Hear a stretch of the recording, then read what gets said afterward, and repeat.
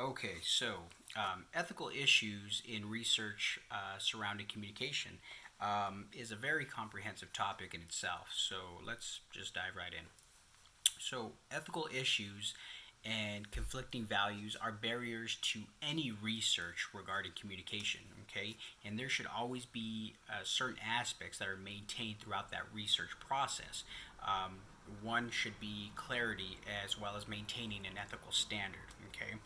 Now, as healthcare professionals, we must develop an awareness to specific issues. And subsequently, we should develop a practical framework to address those problems that may arise from an ethical consideration. Now, with that being said, the overall focus of any research process is to one, balance the researcher's values as well as the individual rights versus the interest of a larger society. Okay. Now, within any research process, there are different ethical issues that may arise, and some include informed consent, beneficence, respect for privacy, anonymity, as well as confidentiality to the patient. Um, Moving forward to bullet point one of the assignment, the ethical implications in human research. Um, Today, more so now than ever, is crucial because of the pandemic. It is essential to one, conduct scientific research, okay, and communicate it effectively, which is vital in bridging the scientific world to the non-scientific world. Um, the basic principles of scientific communication include clarity of writing, accuracy, simplicity, and an understanding of the material. Now, the scientific details of the data or findings should be written and presented to the community, okay, for that matter, that can be easily understood, okay. Um, Accurate data as well as presentation of the and communication makes it credible, okay. Now, the primary focus of scientific communication is to ensure something positive is being adopted. Okay, it improves practice or it promotes thought or debate within the research. Okay, in addition to ethical principles linked with evaluating, improving, and publishing manuscripts, principles of scientific communication address a more technical aspect of research communication. By adopting those four principles of scientific communication, research gains credibility, it's easily understood, and its significant insight is integrated into science effortlessly and seamlessly, really. Now, human research experiments, okay, they must be utilized or conducted for the good of society. Okay, in turn, they should do no harm physically or mentally, really, to the participants. Okay, and should not be riskier compared to the problem that's being addressed, so in regards to human research. Now, there have been major principles regarding human related research ethics. To adhere to these key principles regarding human research to the allied healthcare industry, organizations and individuals must or and should abide by a set of rules and regulations that are set forth by a governing body. Okay, that way they can be monitored. Um, it is also key for researchers to one, review consent forms of the participants as well as recruitment materials, define the participants' criteria, as well as constantly monitor the trial progress, okay, to minimize any ethical implications. And those implications may include risk of distress, adverse impact, loss or injury or harm to an individual or individuals, okay, as a result of a lack of communication.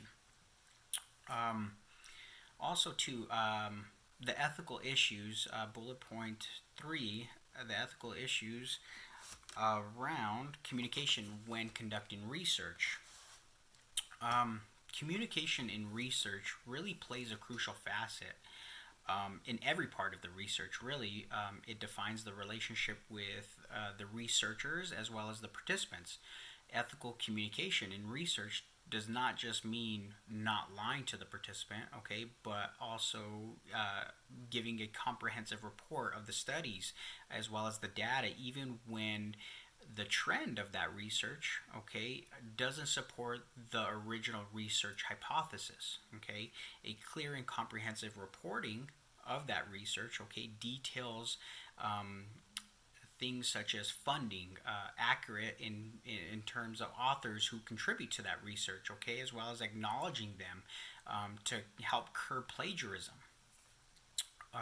Ethical standards in that science communication allows researchers to really trust the process and work together to produce a credible research finding or data to put forth to the public. Okay, now effective communication in health related research, okay, that plays an integral role in appropriately informing and describing research results, okay, as well as implications to healthcare providers.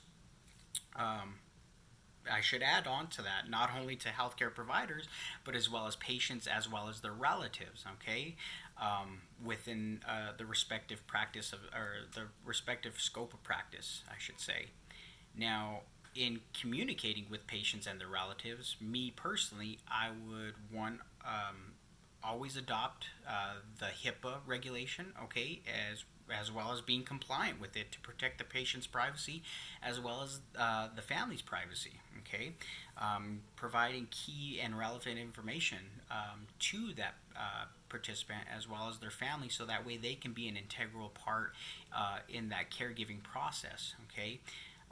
As well as being an active listener with empathy and showing respect while delivering simple instructions with ample time for the recipient or individual to respond to those questions that we provide.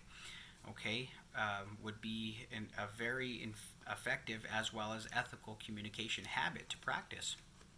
Now, the delivery process that'll entail a different interface, okay, and patient handoffs among multiple care disciplines, um, especially today in society. One, communicating it appropriately and effectively with those disciplines. One, I would delegate and respect each other's job roles, okay, practice positive collaboration with one another to help minimize any conflict that may arise.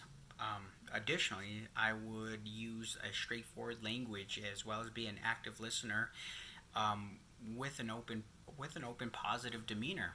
Okay. Um, what is the next bullet? How would I demonstrate effective writing skills?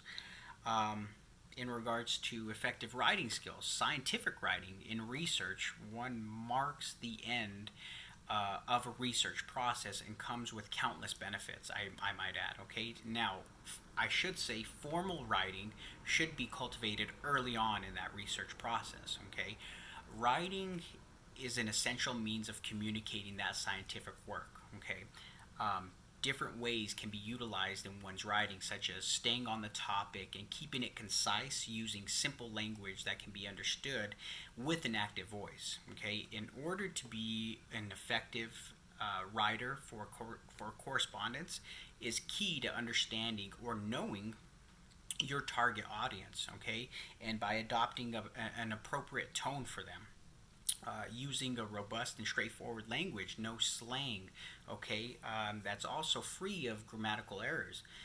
And then finally, I would utilize an effective writing skill that one can be demonstrated by avoiding unspecified categories, okay, as well as making a correspondence official and on point as required that demonstrates effective writing skills, really.